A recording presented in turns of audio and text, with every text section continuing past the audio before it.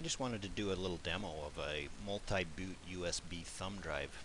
The other day I was thinking, I've got these live boot disks and other boot disks, that wouldn't it be nice to have them all on one thumb drive that you could choose which one you wanted to boot to. And you can see there I've got my thumb drive inserted into my computer. Well, let's see, let me show you this first. So there's several different ones. Multi-boot USB and X-boot are two of them, but there's other ones. The one that I ended up deciding on was YUMI, Y-U-M-I, and that stands for your Universal Multi-Boot Integrator.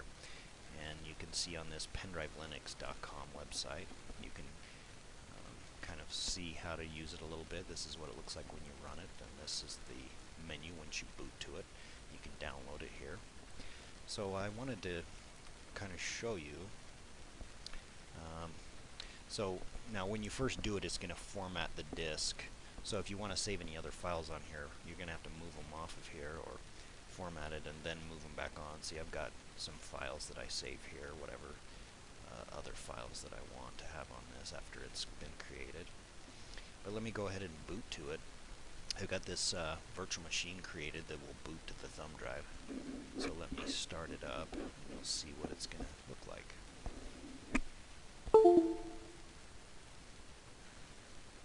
Now when it boots up, you can see the timer starting at the bottom. Once it expires, it'll just boot to the hard drive.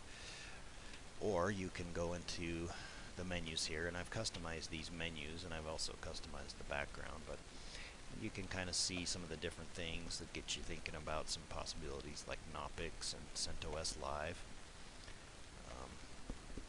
DBAN and gparted, that's a partition editor. It's a pretty handy utility. Now if your computer has a virus and you don't want to boot to the operating system, you can boot to one of these rescue disks and try to fix the malware from there. This last one here, Hirons, it's got quite a few different utilities on there.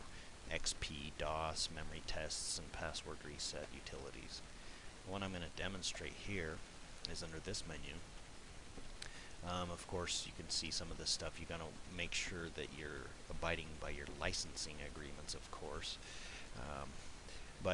So LPS, I'm going to go ahead and boot to that one. But what LPS is it stands for Lightweight Portable Security, as you can see there. But it is a smart card enabled Linux operating system built by the Air Force and available to freely download for anyone.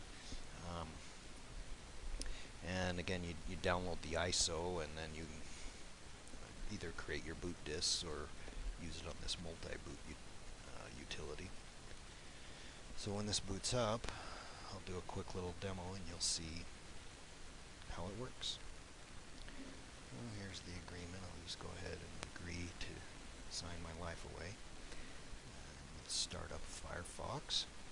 Now this has a smart card reader attached to it, and I've got my smart card inserted, and I'm going to demonstrate. Okay, so you can see it's got a connection to the internet. You can get this LPS at spi.dod.mil. Anyone can download it. So let's go ahead and see if I can get to my webmail. Let's see. Okay. I forgot the S.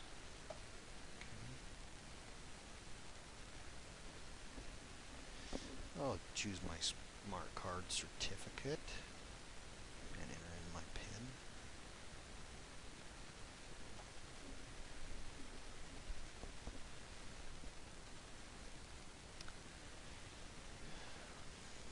And accept the DoD banner one last time.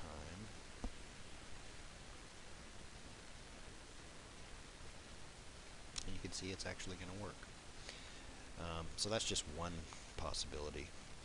But again, I just wanted to demonstrate this cool multi-boot utility that you can get from pendrivelinux.com, and it's called YUMI.